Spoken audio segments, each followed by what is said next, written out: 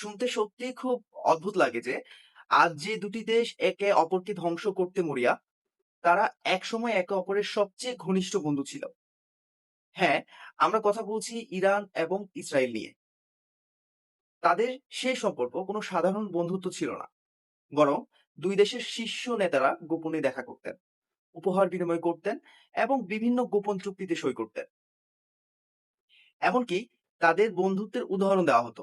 সবচেয়ে আশ্চর্যের বিষয় হচ্ছে ইরানের যে পারমাণবিক কর্মসূচি নিয়ে আজ ইসরায়েল ও আমেরিকার সবচেয়ে বেশি আপত্তি করে, সেই পারমাণবিক কর্মসূচির ভিত্তি ইসরায়েল ও আমেরিকাই স্থাপন করে দিয়েছিল। এই বন্ধুত্বের শেকড় বুঝতে আমাদের একটু পিছনে যেতে হবে। যখন মধ্যপ্রাচ্যের চিত্র ছিল সম্পূর্ণ ভিন্ন। ১৯২২ সালে অটোমান সাম্রাজ্যের পতনের পর যখন আরবরা ব্রিটিশদের সহায়তায় নিজেদের স্বাধীন রাষ্ট্র গঠনের স্বপ্ন দেখছিল, তখন পারস্য বা ইরানের শাহ মোহাম্মদ রেজা পাহলভি আরব্য জাতীয়তাবাদী উত্থান নিয়ে বেশ চিন্তিত ছিলেন।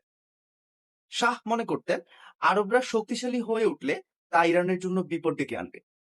বিশেষ করে সুন্নি আরবদের প্রভাব শিয়া সংখ্যাগরিষ্ঠ ইরানে ছড়িয়ে পড়ার ভয় ছিল। ঠিক এই সময় ১৯৪৮ সালে ইসরায়েল রাষ্ট্র গঠিত হয় এবং আরব দেশগুলো ইসরায়েলের উপর আক্রমণ করে।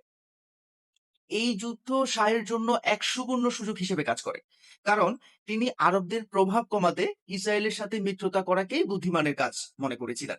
অন্যদিকে ইসরায়েলের প্রথম প্রধানমন্ত্রী ডেভিড ভ্যান গুরিয়ন পেরিফেরাল টবেট্রি নামক এক কৌশল গ্রহণ করেন, যার মূল কথা ছিল আরব শত্রুদের প্রতিবেশী দেশগুলোর সাথে বন্ধুত্ব করা। এই কৌশলের হাত ধরেই ১৯৫০ সালে ইরান দ্বিতীয় মুসলিম দেশ হিসেবে ইসরায়েলকে স্বীকৃতি দেয়। যদিও তাদের এই সম্পর্ক ছিল একটি ওপেন সিক্রেট বা প্রকাশ্য গোপন বিষয়। তেহরানে ইসরায়েলের একটি বড় দপ্তর ছিল, যা দূতাবাসের মতো কাজ করত, কিন্তু বাইরে কোনো পতাকা বা লামফলক ছিল না। শাহ ইরানকে আধুনিক করতে ইসরায়েলের প্রযুক্তি ও মেধা ব্যবহার করতেন, বিনিময়ে ইসরায়েলকে তেল সরবরাহ করতেন। এমনকি ইরানের কুখ্যাত গোপন পুলিশ বাহিনী শাহবাহকে প্রশিক্ষণ দিয়েছিল ইসরায়েলের গোয়েন্দা সংস্থা মোসাদ। ১৯৬৭ সালে আমেরিকার অ্যাটমস ফর পিস কর্মসূচির আওতায় ইরানকে প্রথম পারমাণবিক রিয়েক্টর দেওয়া হয় এবং ইসরায়েলি বিজ্ঞানীরাই ইরানি বিজ্ঞানীদের প্রশিক্ষণ দিয়েছিলেন।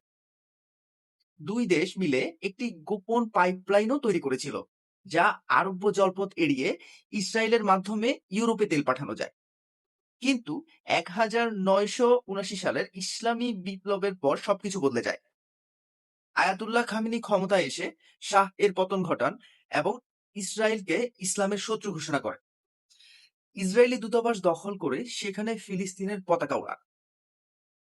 তবে মজার ব্যাপার হলো, বিপ্লবের ঠিক পরেই যখন ইরান ইরাক যুদ্ধ শুরু হয়, তখনও ইসরায়েল নিজেদের স্বার্থে অটল ছিল।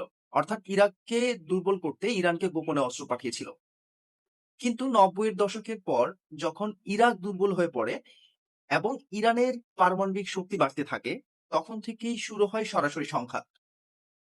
সেই গভীর বন্ধুত্ব আজ এক ভয়াবহ শত্রুতায় রূপান্তরিত হয়েছে, যা আজ পুরো বিশ্বের জন্য এক উদ্বেগের কারণ।